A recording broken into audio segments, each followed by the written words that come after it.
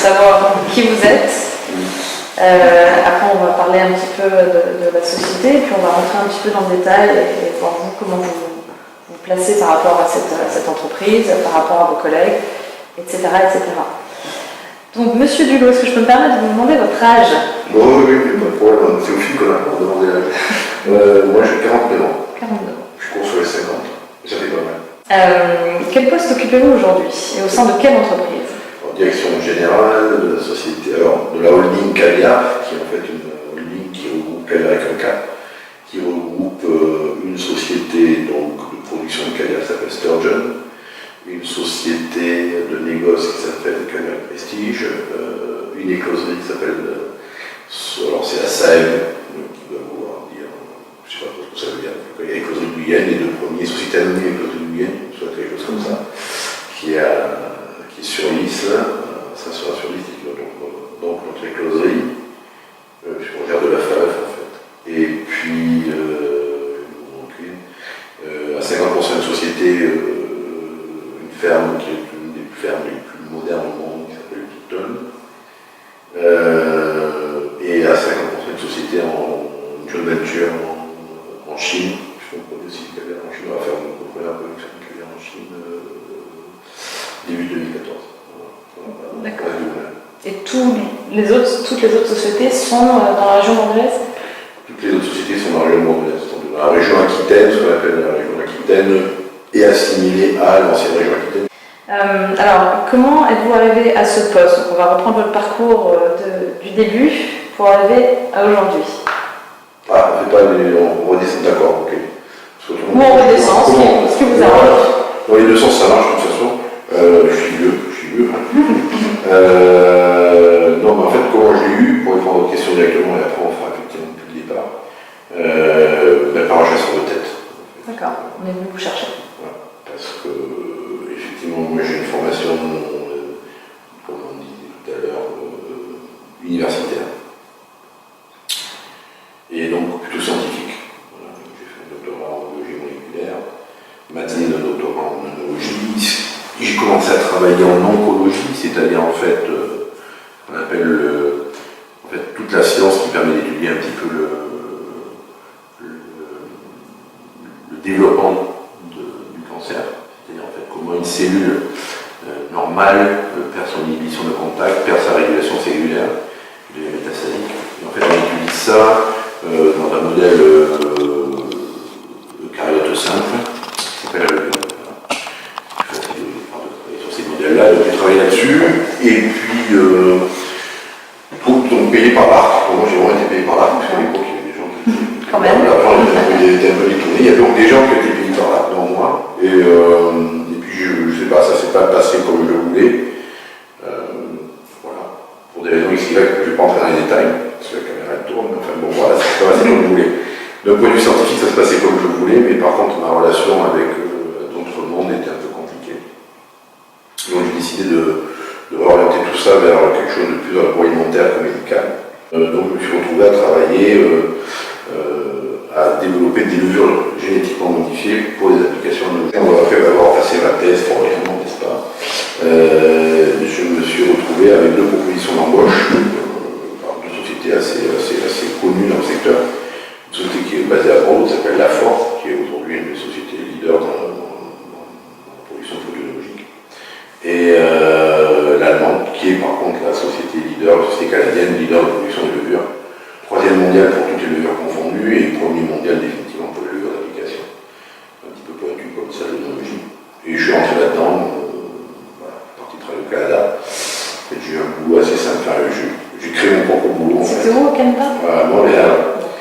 Et donc, voilà, il y a quelque chose de vraiment important, c'est de pouvoir éventuellement arriver à créer son job. C'est dans une situation comme ça, qui est la vôtre, et qui est compliquée, qui est beaucoup plus compliquée que celle que moi j'avais à gérer à l'époque, évidemment, mais qui était déjà attendue quand même, malgré tout. Pas au point où c'est attendu, mais quand même. C'est de créer son job. Donc en fait, ces gens de l'allemand, suite à ma thèse, m'ont invité à participer à un congrès scientifique qu'ils ont organisé, et pour les remercier, je leur ai répondu à un projet de recherche. Ils ont trouvé ça génial. À l'époque, je ne leur avais pas envoyé par mail, je ne savais pas, donc je leur ai envoyé par fax. dit après ta thèse de venir nous montrer si on peut le faire, donc la faisabilité de ton projet, on t'embauche. Je demandé à Denis me dit t'es fou ou quoi, vas-y, donc j'y suis allé. Et puis cette technique a marché, donc cette technique a été utilisée, ils m'ont embauché, et puis voilà, et puis petit à petit dans cette boîte, j'ai supervisé les échelons, j'ai dirigé la partie R&D du groupe assez rapidement, qui était donc dédiée aux fermentations spécialisées. J'ai à un moment donné postulé pour la direction générale de la division spécialité, après avoir un peu bourlingué en commercial, en marketing, parce que tout ça m'intéressait, je suis un vrai touche à tout en fait. Et puis donc on me donnait la position parce que j'avais pas les études pour. Alors, pour les Américains, parce que c'est des Américains qui sont beaucoup dans le doing et pas trop dans le being, et dans le doing, pardon, et pas trop dans le being, ça m'a un peu surpris. Ouais, ça m'a gonflé, je suis parti assez rapidement. J'ai monté ma boîte. Ça s'appelait Vinidea, qui était avec des copains, moi, des transfuges. En fait, il y a eu une grosse vague de mecs qui sont partis de chez Allianz parce qu'en fait, ils ont changé. Ils ont mis justement un nouveau directeur général qui n'avait pas marché. Je me suis trop de guitare. Et ensuite, donc on a créé une boîte qui s'appelait Vinidea, dont l'idée était en fait de faire la formation professionnelle en face-to-face et aussi en masse via Internet. Donc, avec un site internet qui s'appelle vinidea.net, qui existe toujours, qui a un journal d'information technique en 5 langues, c'était le Pro Challenge, français, italien, espagnol, anglais, allemand, et qui devait vivre de la pub. Ça n'a jamais pris. Je me suis lassé. J'ai surtout rencontré ma femme qui est issue des secs et qui m'a offert les deux, qui m'a dit bon, ça va pas le faire ton truc, tu travailles comme un fou, tu gagnes que ça, arrête. Donc j'ai vendu ce qui était vendable, mes parents, mes copains italiens, notamment sur le site et compagnie. Et voilà, et ma femme elle a monté une boîte dans laquelle j'ai mis l'argent que j'ai récupéré, donc on commence à cette petite histoire. Et moi j'ai fait le consulting, je faisais déjà le consulting pour faire tourner la marmite, puis le consulting pour des sociétés assez importantes. Enfin bon, moi j'ai bossé pour différentes boîtes dans le vin. Entre-temps j'ai fait du vin un peu partout aussi, hein. J'ai eu cette chance incroyable pour l'allemand de faire du vin avec Gallo, avec des gens qui, à l'époque ça ne s'appelait pas Constellation, ça s'appelait Calor des Lois, avec des gens comme Penfold, avec des gens comme Paradis. J'ai vraiment fait des trucs vraiment super dans le monde entier. Au Chili, en Argentine, au Chili. Et puis voilà, après donc un de mes clients, Lafort, pour ne pas les citer, m'a dit un jour, écoute Laurent, voilà, on vient d'acheter une boîte en Espagne, si ça te dit, voilà les clés du camion. Bon, pourquoi pas. Bon. Et donc je suis parti travailler en Espagne. Et ça a très bien marché, puis au bout de 5 ans, la boîte était sur les rails, les ratios étaient très satisfaisants pour les actionnaires, bref, je commençais à m'ennuyer. Et puis surtout, bon, j'ai vraiment fait le tour en main, quoi, pour le coup. Et donc je me suis dit, j'ai 45 ans, je me suis réveillé un matin, ça pique plus les 45 que les 50. Je me dis, voilà, il m'en reste encore pratiquement une vingtaine à tirer. Je ne sais pas, il faut faire autre chose. Quoi. Et là, deuxième fois que mon épouse est arrivée avec son conseil qui avisait, et elle me dit, écoute, voilà, tu diriges une entreprise, mais enfin, tu n'as pas fait une étude pour ça, quoi. Donc tu devrais faire une formation diplômante. Et donc j'ai fait l'INSEAD, qui est en fait donc une formation diplômante sur le management. Et j'en suis plutôt bien sorti, je me suis pas trop mal débrouillé. Et voilà, après une fois que vous avez ça, un matin, samedi soir, je me souviens très bien, samedi matin, j'avais pris une cache chez les copains, on est au Pays Basque, je suis là-bas pour répondre à vos questions. Et samedi matin, vraiment un peu fracassé dans le canapé, le téléphone sonne à 8h du matin, je suis pas de tête. Et le projet m'a intéressé parce que c'est un projet extraordinaire et qui correspondait un peu à mes attentes. En fait, pourquoi je suis sorti du milieu du vin et pourquoi je vous dis ça, c'est parce que le milieu du vin, le marché du vin est un marché dit à maturité. Là, dans le marché du caviar, ce qui est extraordinaire, c'est que c'est par rapport à la cour, là, c'est tout à fait le début.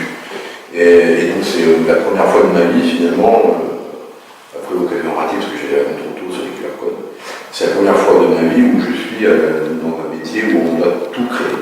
Et ça change un peu. Le modèle change. Voilà. En fait, je crois que c'est surtout ça. Le modèle change. C'est même pas l'envie, on est toujours la même, j'ai toujours la même énergie, mais c'est que le modèle a changé. C'est-à-dire que je ne suis plus du tout dans la même logique. Et en plus, c'est un produit premium. Donc c'est un peu comme dans le secteur du vin, si vous vendiez des grands coups classés. Voilà. C'est plus facile. pas. Ou pas. Les gens se Voilà. battent C'est plus facile ou pas. C'est-à-dire qu'en fait, sur certains aspects, c'est plus facile, c'est-à-dire pour décrocher l'entretien. Par contre, après, le temps de produit est tellement élevé que vous avez intérêt à être parfait à tous les niveaux, parce que sinon, le retour de flamme risque d'être assez, violent. Donc, oui, donc c'est assez sympa. En fait, l'idée, c'est de pouvoir avoir, si on n'est pas mangé avant par le grand méchant loup, c'est d'être une des sociétés locomotives de ce secteur à l'avenir. Donc, quand on a ce genre de perspective et qu'on dirige l'entreprise, c'est cool. Alors, quel est votre rôle exactement dans cette entreprise? Quelles sont les responsabilités qui vous incombent? Pareil, c'est pareil dans toutes les PME. Alors, les grosses, je ne sais pas ce que j'ai jamais fait. Je ne suis pas assez fort. Mais pour les PME, c'est simple. Le directeur général, ça doit d'abord être un peu comme Henri IV avec son panache blanc, donc celui qui est devant sur son cheval et que les autres ils ont envie de suivre. Ça, c'est déjà le premier rôle. Donner envie aux gens de vous suivre. La valeur, et ça implique aussi quelque chose qui est très important, je pense, en management et dans l'éducation des enfants. Souvent, il y a des choses qui se ressemblent, pas bien, mais c'est quand même vrai. C'est la valeur de l'exemple. Voilà. C'est le côté commercial. C'est-à-dire que le premier commercial de l'entreprise, c'est le directeur général de la PME, c'est clair. À tous les niveaux. Au niveau des gros clients, mais aussi au niveau institutionnel, quand il faut montrer, par exemple, à des politiques l'importance de la filière, pour pouvoir éventuellement avoir des politiques qui vont s'investir ou faire en sorte que les organismes qui dépendent de ces politiques aient envie de s'investir dans la filière, que ce soit au niveau des aides, voilà. Donc il faut toujours vendre son projet, vendre ses produits. Voilà. Donc y croire, en fait, d'être vraiment impliqué, travailler passionné dans ce qu'on fait. Donc ça, c'est les deux fonctions. La fonction de valeur de l'exemple, on vous suit parce qu'on aime la stratégie, on comprend la stratégie, elle est pertinente et vous l'avez bien vendue, et puis les valeurs que vous donnez, puisqu'une société ressemble beaucoup à la personne qui la dirige, hein, c'est un fait, notamment par rapport à ses valeurs, et les gens adhèrent à vos valeurs, et donc voilà, de ce côté-là, et de l'autre côté, c'est ce côté vendeur, pour essayer d'aller... voilà. Pour un directeur général, comment vous gérez le stress, la pression au sein de cette entreprise? La mienne ou celle des gens? La vôtre et celle des gens. Alors celle des gens, c'est facile, il faut éviter de... Vous êtes une courroie de transmission, sauf dans le stress. C'est-à-dire qu'il faut éviter, quand vous avez le stress, de temps en temps, ça se passe pas toujours très bien avec les actionnaires, parce que, voilà, on est des êtres humains, et puis premièrement, et donc avec nos humeurs et encore une fois, nos valeurs et nos visions. Et puis, le fait aussi que... donc voilà, ça se passe pas toujours très très bien, et donc il ne faut pas transmettre cette pression aux gens. Effectivement, il faut regarder pour vous. Voilà, donc, ça évite de passer la pression aux gens. Après, il faut par contre mettre la pression d'une certaine manière. Un certain stress positif et un stress qui est négatif, qui est contre-productif, qui fait que les gens se bloquent et ne vont pas dans l'entreprise, vous avez raté votre coup, même ne serait-ce que, pas uniquement chez l'entreprise, hein, les gens qui sont directeurs, et qui sont des managers, et par rapport à leur équipe, il faut toujours avoir une grosse intelligence émotionnelle, et cette intelligence émotionnelle passe par créer du stress positif, qui va être vecteur de pression positive et qui va faire que les gens vont agir et aller dans le sens que vous voulez, en évitant la pression négative. Voilà, donc en faisant le rôle d'amortisseur. Le plus gros amortisseur, c'est celui qui est là, mais après, le directeur commercial, le directeur administratif, ma directrice administrative financière aussi un rôle d'amortisseur. Donc voilà comment on peut gérer le stress des gens. Dans ce sens-là, dans l'autre sens, je vais faire ce geste, dans l'autre sens, c'est en étant à l'écoute des gens et en ayant vraiment cette possibilité, soit de les aider, soit déjà de les écouter et ensuite d'essayer de les aider. Voilà. Sachant que, encore une fois, la responsabilité sociale de l'entreprise et des gens qui la dirigent a une limite. On n'est pas non plus de social. Et quant à moi, je suis du sport. Et puis après ma famille. Voilà. Donc, moi, je suis vraiment de ce côté-là. Quand je coupe, je coupe. Alors, c'est rare que je coupe, parce qu'il faut avoir aussi une très grosse capacité de travail, comme ça, tout le monde le sait, tout le monde le dit, mais c'est vrai. Ou alors avoir beaucoup d'énergie.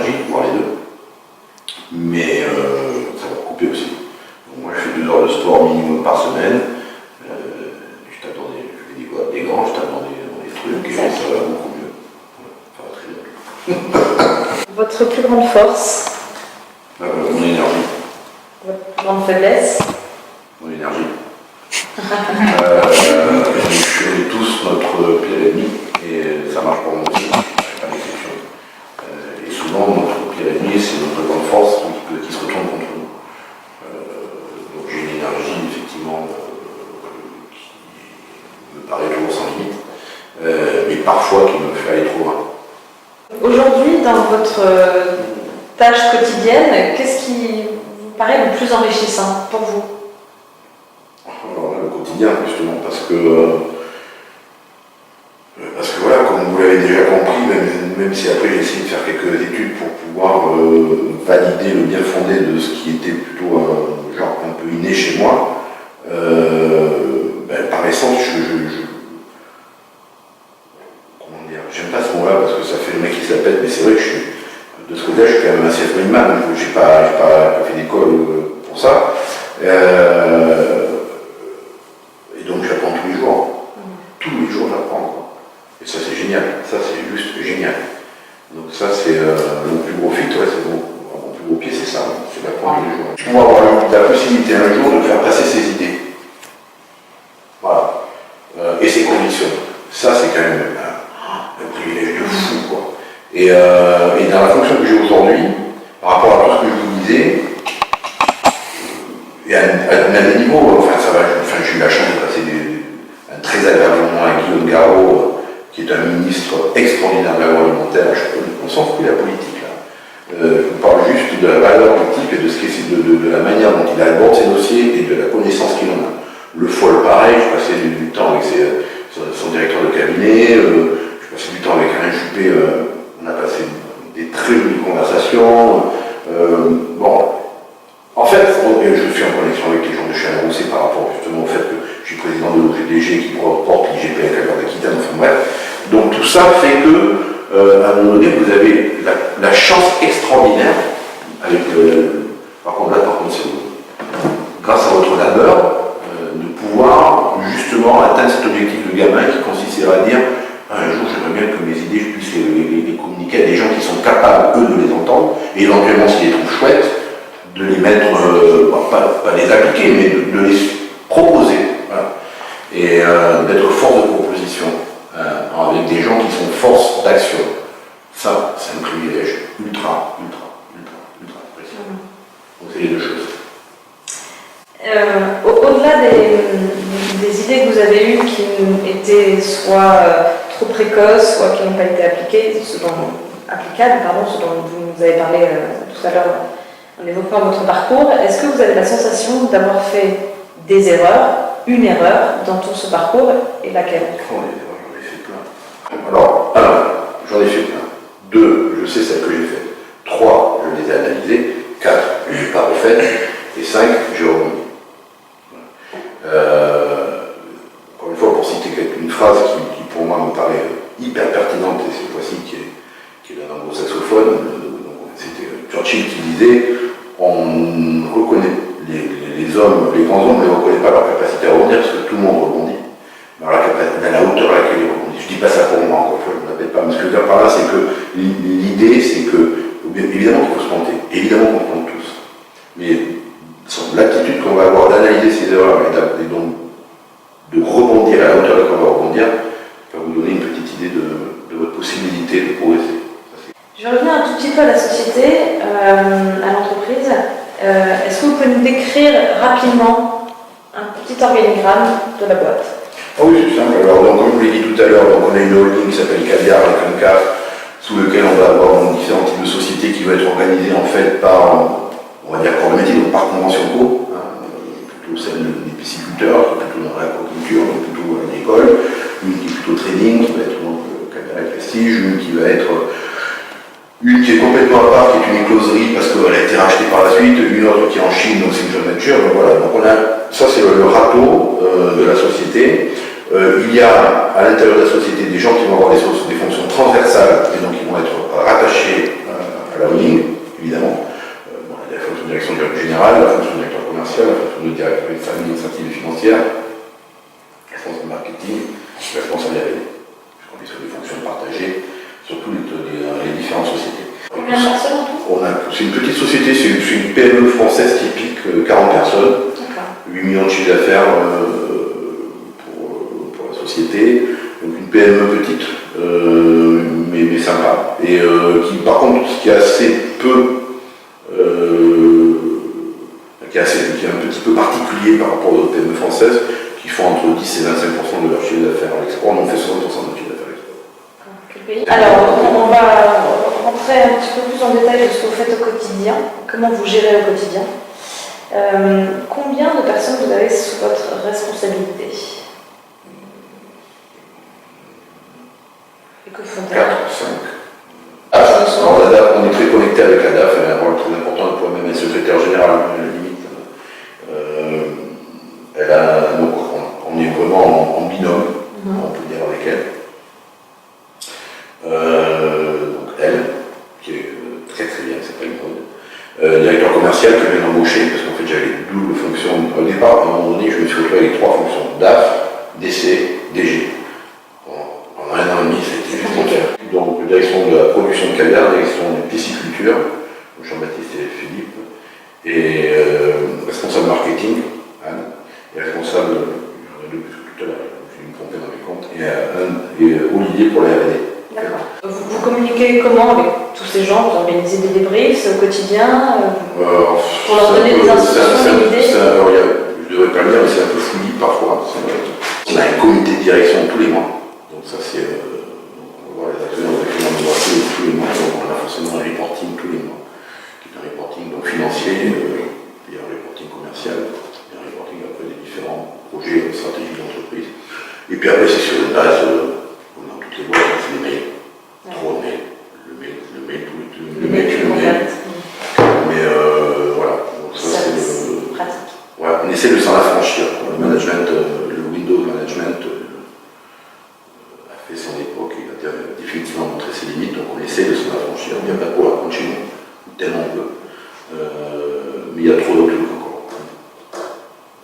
Selon vous, quel est le petit ingrédient magique pour passer d'un groupe d'individus, donc les 6-7 individus qui travaillent avec vous, un groupe d'individus isolés, à une vraie équipe qui travaille ensemble, qui collabore ensemble?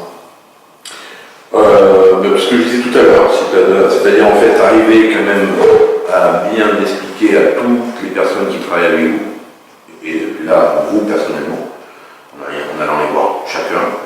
Là, je reviens ce matin, je suis dans une tournée où j'ai rencontré des directeurs des personnes qui sont plutôt du monde piscicole, donc un peu déconnectés de notre réalité commerciale. Leur expliquer quel est le but de l'entreprise, quelle est la stratégie de l'entreprise, quel est notre objectif, dans quel moment on évolue. Leur montrer les dangers, leur montrer ce qu'on a mis en place pour les éviter, leur montrer les opportunités et leur montrer ce qu'on a mis en place pour essayer de les glaner. Voilà. Et ensuite, à partir de là, on définit des projets transversaux. Un exemple concret, la qualité du caviar est essentielle. On a mis en place en interne, alors j'en ai hérité, mais on l'a un petit peu formalisé, des systèmes d'analyse sensorielle, un petit peu comme ça qu'on utilise dans le vin. J'étais assez pointu dans les sensoriels dans le vin à l'époque, pour avoir donné des cours dans le cadre de l'INEA. Et donc cette analyse sensorielle, c'était une seule personne qui le faisait. Très bien pour elle. Les qualités et la fonctionnalité, ce qu'elle dirait toujours, le responsable de qualité. Mais pour moi, ça ne m'allait pas. Il suffit qu'elle soit mal lunée, qu'elle ait ses pointes de fille, qu'elle soit malade, et qu'elle se mette à déguster comme une salade. Le lot de la journée est planté. Et le client qui la reçoit, il ne peut pas être content. Qui le reçoit, il ne peut pas être content. Donc on a mis en place un panel, parce que je trouve que comme ça, tout le monde est impliqué dans la qualité. Et ça qui fait la boîte, à partir du moment où celui qui fait les cartons, où tout le monde est impliqué, parce que du coup, la notion de qualité doit progresser. Parce que les gens participent directement à ce qu'ils touchent du doigt de la qualité.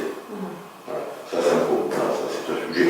La mise en place d'une partie variable, alors pas le carotte et le bâton, là aussi, ce système de management a fait son temps. Mais vraiment pour pouvoir avoir des gens qui soient tous axés à leur niveau sur la stratégie d'entreprise. Voilà. Alors aujourd'hui, vous pourriez travailler seul ou pas? Non, ça c'est tout. Et non, après, l'essentiel de ce métier-là, c'est qu'on se nourrit de l'énergie des autres. Donc, c'est ça qui est génial. En fait, c'est un vrai métier. C'est comme les gens qui font du social, c'est exactement pareil. La finalité n'est pas la même. La finalité, c'est de faire de l'argent. Mais le mécanisme est le même. On se nourrit de ce qu'on donne aux autres, quoi. L'énergie qu'on leur donne, ils nous en donnent aussi, quoi. Quand vous arrivez au bureau le matin, le premier truc que vous faites, c'est quoi? Je sors mon ordinateur de mon bureau, parce que je l'amène toujours avec moi, de ma sacoche, je le plug sur l'écran, sur le réseau, et je vais faire un café. Comme tout le monde. Voilà. Donc je ne mange pas la règle. Non, si j'ai pas le café, il me faut un gros mug de café. C'est pour ça qu'il y a une magnifique machine à café ici, parce qu'il faut du bon café et un bon mug. Et vous arrivez, vous faites le tour, vous voyez... Je sais, alors par contre, oui, tout à fait. C'est une très bonne question. Je ne supporte pas les gens qui me mettent dans mon dos. Voilà. Quand ma fille descend et que des fois elle est mal lunée parce qu'elle est ado et qu'elle ne dit pas bonjour, je dis bonjour, Mathilde, ça va? Pareil, les gens, il faut. Enfin, voilà, en plus, on n'est pas beaucoup, on serait 2000, je comprends, mais bon. Voilà, donc, moi, je dis bonjour à tout le monde. Alors, chose qui est assez difficile en général pour beaucoup, est-ce que vous savez déléguer? Est-ce que vous faites confiance à vos employés pour leur confier des tâches? Je ne vais pas dire au général non plus, c'est comme le café. J'en dis pas plus.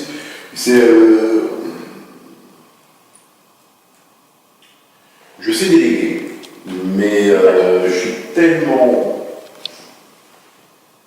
Je suis chiant en fait, parce que je suis tellement intégriste avec moi-même que j'ai le même intégrisme avec les gens, quoi.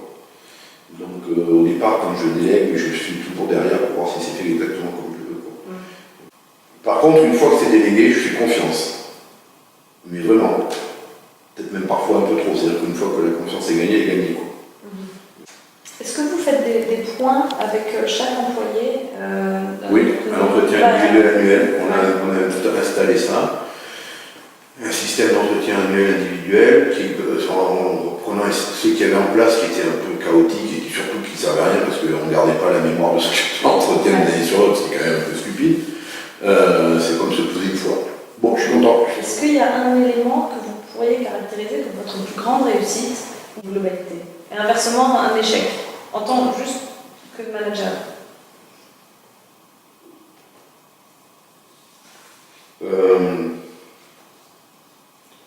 Ma dernière grande réussite, c'est... le truc sympa qu'on a réalisé, c'est ce que j'ai fait en Espagne pour la Ford. D'accord. Ouais, ça, été fait quand même... Il y a un gros challenge là-dessus. Il y avait un gros challenge. Tout au long de votre parcours, vous avez eu à chaque fois des postes différents, en tout cas des entreprises différentes. Le nombre d'équipes, de membres dans vos équipes que vous avez gérées, varié, vous êtes toujours resté sur une équipe de 6-7 personnes. Est-ce que vous avez eu des grosses équipes pour rentrer des plus petites? Non, je n'ai jamais eu de très grosses équipes. Vous étiez toujours autour de 6-10 personnes, quoi. Voilà. Après, bon, indirectement, chez la Ford, comme ici, les sociétés où on a une quarantaine de personnes, mais voilà. Comment est-ce que vous gérez les différentes personnalités au sein de vos équipes? Les caractères? Je leur dis clairement, j'ai pas besoin de voler à l'or. D'accord. J'y crois pas à ça. Et les conflits éventuels? J'en ai eu il y a pas longtemps. Ouais. Je ne citerai pas le nom, mais ouais, j'en ai au cadre. Et donc ça, c'était un commercial. C'est un grand classique, ça. Ouais. Le commercial qui se prend pour super commercial et qui dit, voilà, écoute, je vais faire un super commercial pour qui tu veux, mais moi, je n'ai pas besoin de super commercial. Et les éventuels conflits intra-équipe, ça se produit? Oui. Alors oui, un truc que j'adore, c'est les binômes. Quand deux personnes ne peuvent pas saquer, je les mets ensemble à travailler. Et ça marche? Ça marche pas tous les coups, mais par contre, ça me fait bien rire. Non, mais... c'est pas méchant, c'est... Moi, je suis très raquine, moi, parfois. Oui, c'est un peu sadique, oui. C'est bête et méchant, mais pour faire évoluer les esprits. Parce qu'au final, c'est toujours positif, il y a toujours quelque chose de positif qui s'en dégage. Oui. Au final, ils peuvent se rentrer dedans encore plus. Moi, il n'y a pas un seul exemple où, à la fin du fin, c'est pas fonctionné. Ça fait frictionne sec. Hein. Surtout qu'ici, on a beaucoup de filles, les filles entre elles. Ah, c'est la pisseuse. Ça, on comprend. Les mecs, on se met une bonne abonnée, pam, je te mets une claque, tu me la remets, d'accord, elle est plus forte que la tienne, bon. Les filles entre elles, c'est quoi? Je sais, j'en ai pas à la maison, hein, je sais comment ça marche. Mais bon, voilà. Donc, non, les binômes, ça marche bien. Et puis après, il faut alors, il y a autre type de dissension, grand classique. Là, on n'est plus au niveau d'individu, mais on est au niveau de la structure, la production versus le département commercial.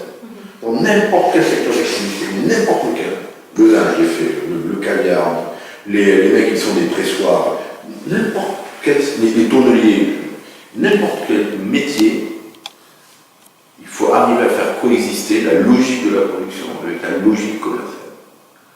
Sachant que les commerciaux sont surtenus de la production, de toute façon c'est des gros connards qui ne comprennent rien, qui ne savent pas ce que c'est que vendre, et que les mecs de la production disent que ces enfoirés commerciaux, s'ils étaient un petit peu plus organisés, ils auraient au moins des prévisionnels qui leur permettraient eux-mêmes de pouvoir s'organiser.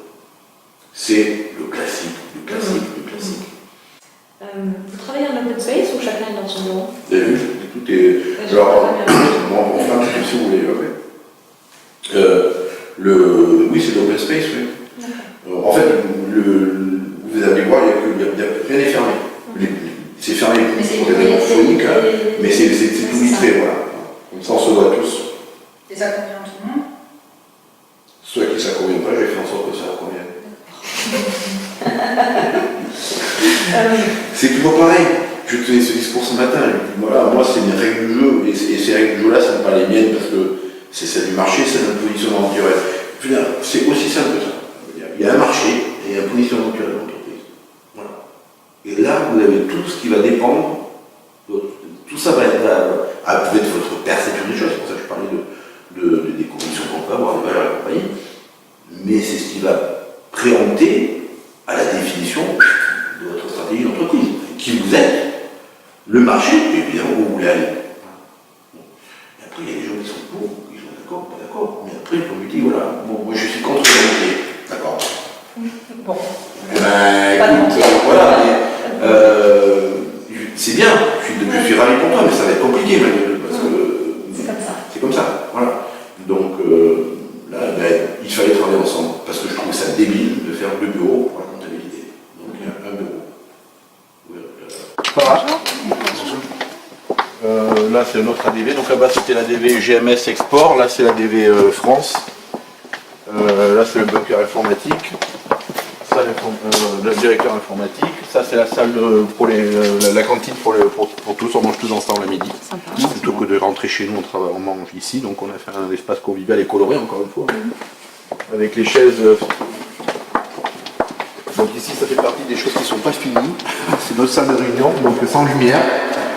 Comment vous réagissez face à une prise de position, une proposition ou un avis d'un de vos collaborateurs? Comment vous l'écoutez, vous Si réagissez? c'est un subalterne, de par essence, je ne fais pas attention parce que je suis des cons. C'est pas comme ça que c'est pas ça qu'il fallait répondre. Merde. Non, ben voilà, c'est toujours la même chose. Hein. C'est avec tout ce que je viens de vous dire, vous imaginez la réponse. C'est voilà, 2 cerveaux pensent mieux qu'un, et 3 pensent mieux que 2, et 4 pensent mieux que 3. Après, il faut organiser tout ça. Mais en fait, voilà, quand on a défini notre business plan, alors ça aussi, les business plans, ça fait sourire. Mais bon, il fallait qu'on le fasse. Donc notre BP 2017, j'ai réuni tous les gars à l'hôtel du Médoc, parce qu'on fait golfer.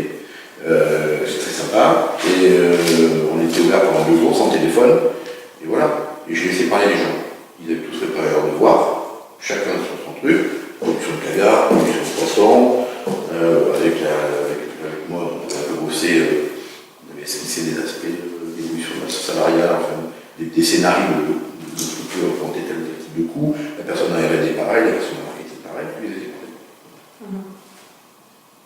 Et puis voilà, donc j'ai fait juste l'explication de ce qu'on voulait faire, et à la fin, la compile. Voilà, tout le reste du temps, les 24 heures pour du temps, c'est pareil. C'est comme ça qu'il faut faire. Et encore une fois, je reviens de Madafet, où mon directeur de production, qu'est-ce que je lui raconte? Le mec, ça fait 20 ans qu'il produit du caviar. Alors, des poissons qui ont donné du caviar. Après, moi, ce que je vais apprendre, c'est justement, peut-être c'est bien de tenter de changer, et ça c'est hyper compliqué.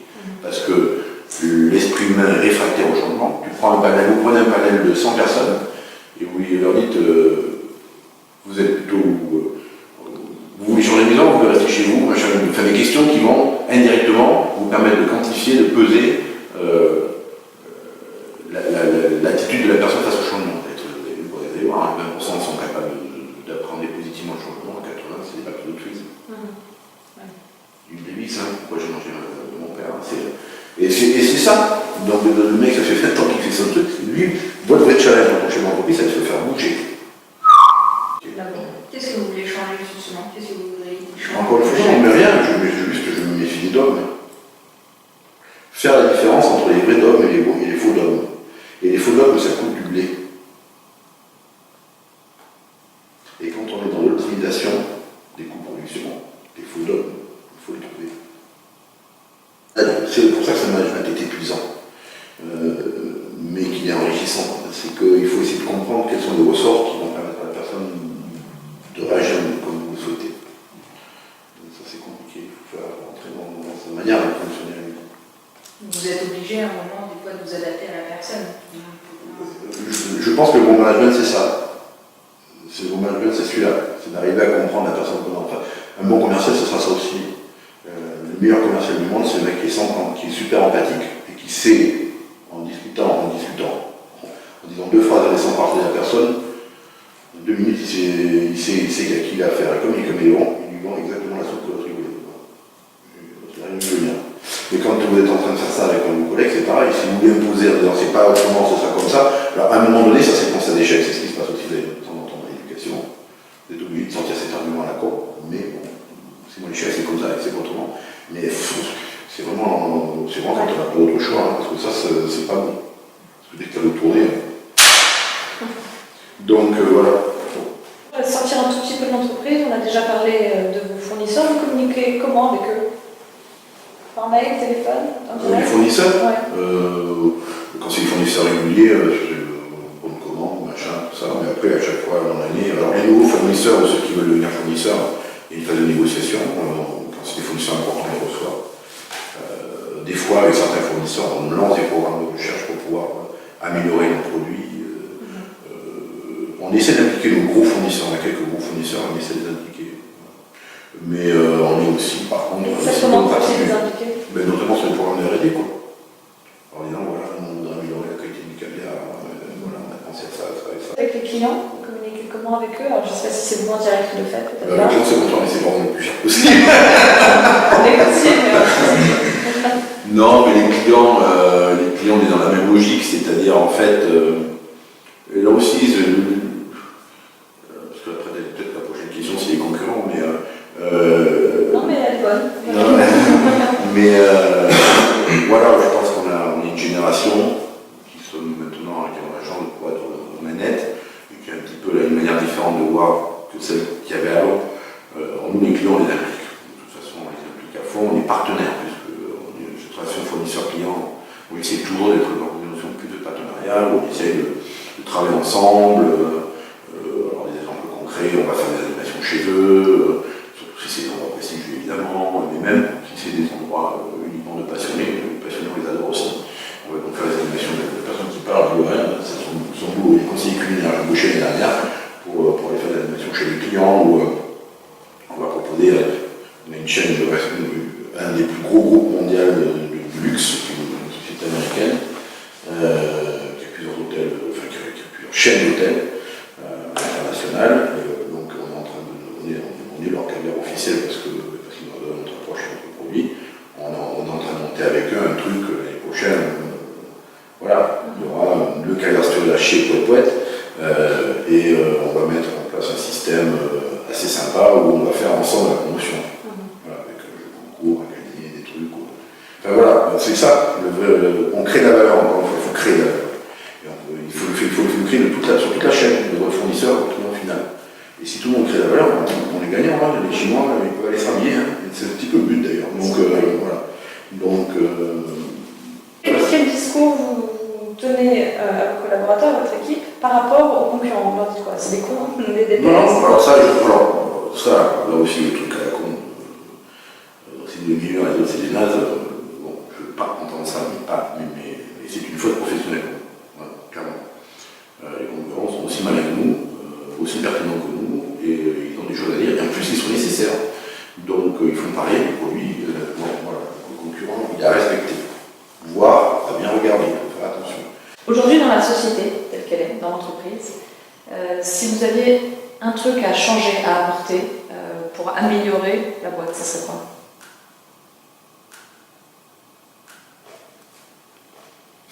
S'il y en a plusieurs, le prochain que vous pouvez faire. Meilleur, oui, c'est ce que j'allais dire. Si, c'est ce que je disais. Mais c'est un peu de réfléchir parce que je dis ce que je dis, ou pas, parce que ça c'est qui va regarder ça? Parce que là, La France entière, ça passe sur le non, mais ça, je pas ça pour le.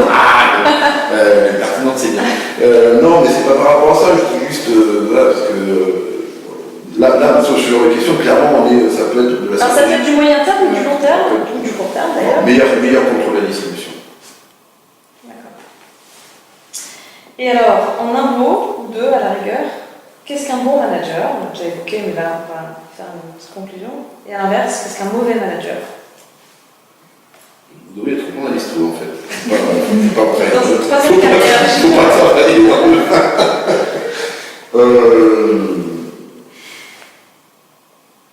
je vous manque plus de la blague et ça fera 5 là.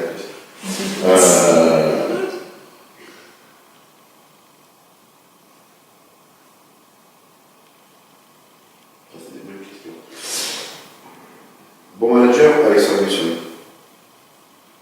Mauvais manager, Mourinho. Ouais, ça me va. Je valide. Pourtant, les deux écrivent des bouquins sur le management, mais il y en a un qui est beaucoup plus crédible que l'autre. C'est ça, c'est un vrai manager, c'est quelqu'un qui est capable d'atteindre un objectif, quel qu'il soit, avec une équipe, en faisant en sorte que l'équipe l'atteigne en s'éclatant. Ça, c'est un vrai bon manager. Ok. Savoir si vous vous considérez plus comme un manager ou comme un leader? C'est une bonne question. En fait, je suis plus un leader qu'un manager. Mais mon directeur commercial est un manager, mon DAF est un manager. Moi, je suis plutôt un leader. C'était tout le thème de la formation qu'on a eu à l'INSEAD, qui était en fait une proposition. La proposition de la formation était de faire passer les managers au stade de leader. Et en essayant de s'affranchir de toutes les conneries, qu'il y a un côté génétique, il y en a effectivement pour lequel c'est plus facile que pour d'autres. Mais j'ai toujours cet argument-là qui consiste à dire, voilà, les plus grands timides font les meilleurs acteurs. Pourquoi? Parce qu'ils se soignent avec ça. Voilà. Donc il n'y a pas, c'est pas un mec extraverti comme ça, machin, qui va forcément être Gérard Depardieu. Non, mais il y en a qui sont... Il n'y a pas de gens prédestinés ou pas prédestinés, ça c'est des conneries, c'est ce qu'on apprend en initial. Par contre, effectivement, il y a une série de prérequis qu'il faut acquérir pour pouvoir avoir cette possibilité de gérer le passage management.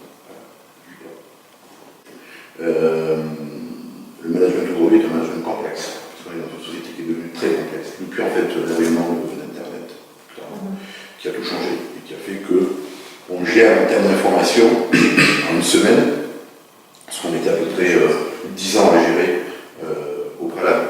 Voilà. Il y a eu le management à la tâche, en 1940, le management social, de 1960 à 2000, et puis maintenant il y a ce management complexe où beaucoup de choses sont encore inventées, mais qui passe de toute façon par l'émotionnel intelligence. L'intelligence émotionnelle, c'était humain. C'est ce qu'on disait tout à l'heure.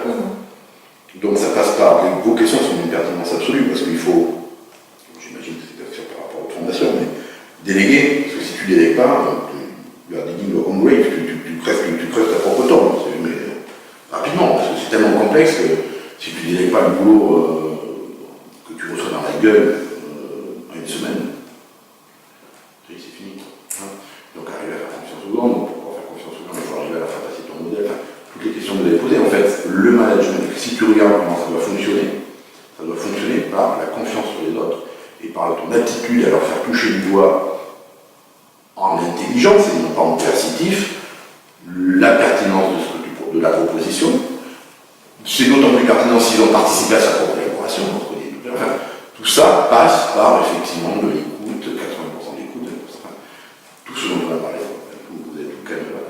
Et c'est aujourd'hui le point management, c'est celui-là, c'est ce que lui, encore une fois, c'est ce que Alex Ferguson faisait, c'est-à-dire, il avait effectivement des bonnes, il faut toujours avoir une bonne équipe. C'est plus facile de gagner une Coupe d'Europe avec des bons qu'avec des mauvais, ça c'est évident. Mais donc ça passe aussi dans ta capacité que tu vas avoir de garder les bons et d'expliquer aux mauvais que peut-être ils peuvent faire autre chose. Et de sélectionner des bons, voire des très bons, mais en leur faisant dire attention, mon pote, t'es pas un goléador. Au niveau de la place des femmes, est-ce que ça a un impact ou c'est. La place, quoi, la cuisine.